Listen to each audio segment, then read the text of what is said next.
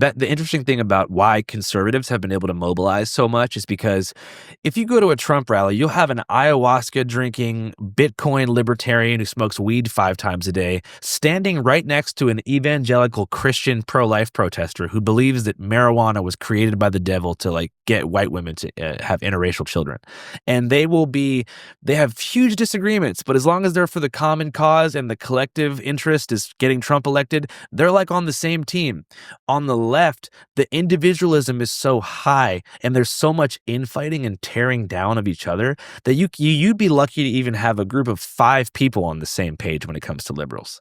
You know, because they're so obsessed with their identity and where they're placed on the hierarchy of privilege and making and holding space for people who have less that they can't even form. Have you seen Matt Walsh's Am I Racist documentary? Yeah, it's hilarious. That's kind of similar to what you did on the other way around. Yeah. The tone was a little bit different, but it's similar where he's going in, similar to you when you say that when you interview someone, you need to kind of just like silently nod. Yeah. That's like the best way that you draw out more from them. And that was kind of the idea of him infiltrating these like, you know, like, I don't even know what you would call them, but like groups of people that critical race theory focus groups. Yeah. I don't know how, dude, how like white guilt groups how and stuff like that. It's a white guilt reading club. I don't know how Matt Walsh found that like white guilt processing center. That shit was crazy. Like, I didn't even know that kind of thing existed. I mean, I'm sure it was filmed in Portland or something. So. Probably that sounds it. Yeah, as a Seattleite, it was filmed in Portland. What are your favorite things on the left and the right, and what have you seen to be the best, like middle of the aisle reporting? My favorite thing about conservatives is that they are in favor of free speech and they're against social media censorship.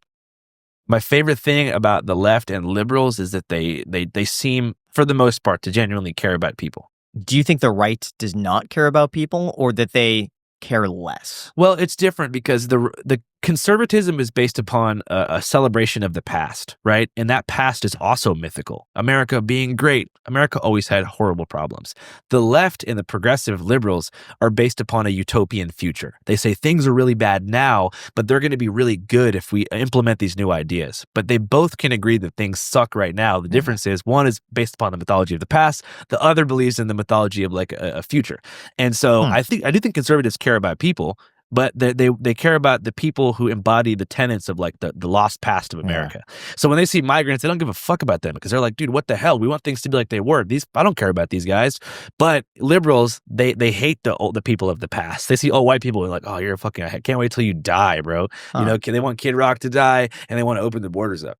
Wow, I've never heard it. Spoken I thought that was articulated actually perfectly. Very few people I feel like can describe both sides and seemingly as accurate as you can. Yeah, I would have no disagreements with that.